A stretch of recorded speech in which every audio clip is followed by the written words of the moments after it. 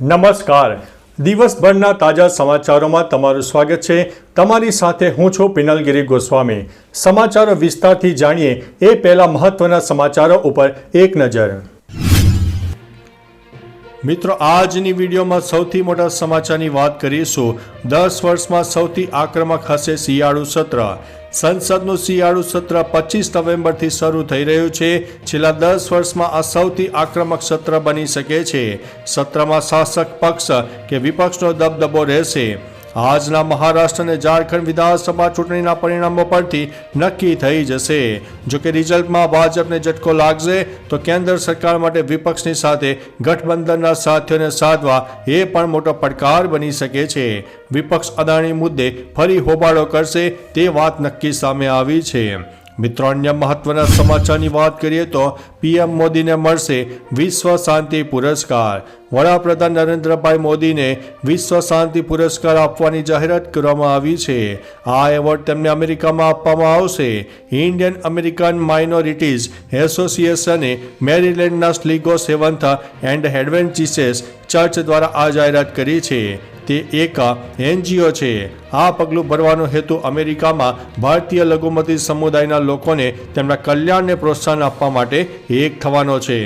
મિત્રો, અન્ય મહત્વના સમાચારની વાત કરીએ તો અદાણી ગ્રુપ હવે સેબીના રડાર ઉપર સામે આવ્યું છે. ભારતમાં અદાણી ગ્રુપની મુશ્કેલીઓ વધી શકે છે. સેબીએ કેન્યામાં એરપોર્ટ વિસ્તરણ ડીલ રદ કરવા અને અમેરિકામાં કેસ અંગે જવાબો માંગ્યા છે. જોકે અદાણી ગ્રુપે હજુ જવાબ આપ્યો નથી. સેબીએ સ્ટોક એક્સચેન્જના અધિકારીઓ પાસેથી પણ માહિતી માંગી છે.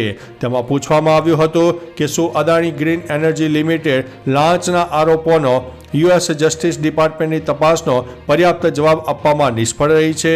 મિત્રો, અન્ય મહત્વના સમાચારની વાત કરીએ તો બાળકોના સોશિયલ મીડિયા ઉપયોગ પર પ્રતિબંધની તૈયારી.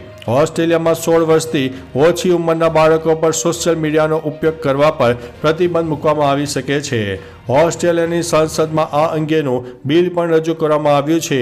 જો મેટા, ટિકટોક અને એક્સ જેવા પ્લેટફોર્મ બાળકોના સોશિયલ મીડિયા એકાઉન્ટ ઉપર રોક લગાવવામાં નિષ્ફળ રહેશે તો તેમના પર $32.5 મિલિયન સુધીનો દંડ આંકી શકે છે. આ બિલને વિપક્ષી લિબરલ પાર્ટીનું સમર્થન પણ મળ્યું છે. મિત્રો, અન્ય મહત્વના સમાચારની વાત કરીએ તો નક્સલીઓના ખાત્મા બાદ જવાનોનો ડાન્સ વાયરલ થયો છે. છત્તીસગઢના સુકમા જિલ્લામાં સુરક્ષા દળોએ 10 નક્સલીઓને ઠાર કર્યા હતા, જેમાં 3 મહિલા અને 7 પુરુષોનો સમાવેશ થાય છે. એન્કાઉન્ટર બાદ જવાનો પણ ઉજવણી કરતા જોવા મળ્યા હતા, જેનો વિડીયો સોશિયલ મીડિયા પર વાયરલ થઈ રહ્યો છે. વિડીયોમાં દેખાય છે કે સેનાના જવાનો હથિયારો સાથે ડાન્સ કરી રહ્યા છે. લોકોને આ વિડીયો ખૂબ પસંદ પણ આવી રહ્યો છે. મિત્રો, અન્ય મહત્વના સમાચારની વાત કરીએ તો આસારામ બાપુની આજીવન કેદની સજા સ્થગિત કરવાની માંગ. સુપ્રીમ કોર્ટે શુક્રવારે જેલમાં બંધ આસારામ બાપુની અરજી પર ગુજરાત સરકાર પાસેથી જવાબ માંગ્યો છે. અરજીમાં 2013ના બળાત્કારના કેસમાં ટ્રાયલ કોર્ટ દ્વારા તેમને આપવામાં આવેલી આજીવન કેદની સજાને સ્થગિત કરવાની માંગ કરવામાં આવી છે.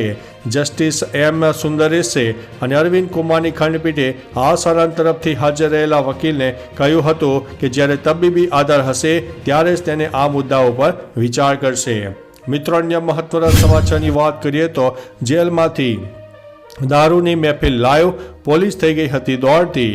એક વિડીયો વાયરલ થઈ રહ્યો છે, જેની સાથે દાવો કરવામાં આવી રહ્યો છે કે આ આરોપી જેલમાં સજા કાપી રહ્યો છે, જ્યાંથી તેણે ઇન્સ્ટાગ્રામ લાઈવ કર્યું છે. માત્ર એટલું જ નહીં પણ વિડીયોમાં તે દારૂની મહેફિલ માણતો જોવા મળી રહ્યો છે. વિડીયો મોરબી સબ જેલનો હોવાનું કહેવામાં આવી રહ્યું છે. વિડીયો સામે આવ્યા બાદ પોલીસ દોડતી થઈ ગઈ હતી. જોકે પોલીસે કહ્યું છે કે આરોપી હાલ મોરબી જેલમાં છે, પણ વિડીયો ત્યાંનો નથી. મિત્રો, અન્ય મહત્વના સમાચારની વાત કરીએ તો કચ્છમાં ભૂકંપનો સિલસિલો યથાવત જોવા મળ્યો છે. સરહદી જિલ્લા કચ્છ સરહદી વિસ્તારમાં 2:38 ફરી એકવાર ભૂકંપનો આંચકો નોંધાયો હતો. 2001ના વિનાશક ભૂકંપ બાદ જિલ્લામાં ભૂકંપના નાના આંચકાઓનો સિલસિલો અવિરતપણે ચાલુ રહ્યો હતો. વહેલી સવારે ભારત પાકિસ્તાન બોર્ડર પર 3.2ની તીવ્રતાનો ભૂકંપનો આંચકો નોંધાયો હતો. શિયાળો શરૂ થતાં હવામાનમાં ફેરફાર સાથે કચ્છમાં આંચકાનો સિલસિલો યથાવત પર જોવા મળ્યો હતો. તો ચાલો મિત્રો, ફરીથી દેશ અને દુનિયાના સુપરફાસ્ટ સમાચાર લઈને મળતા રહીશો. ત્યાં સુધી અમને રજા આપશો. નમસ્તે.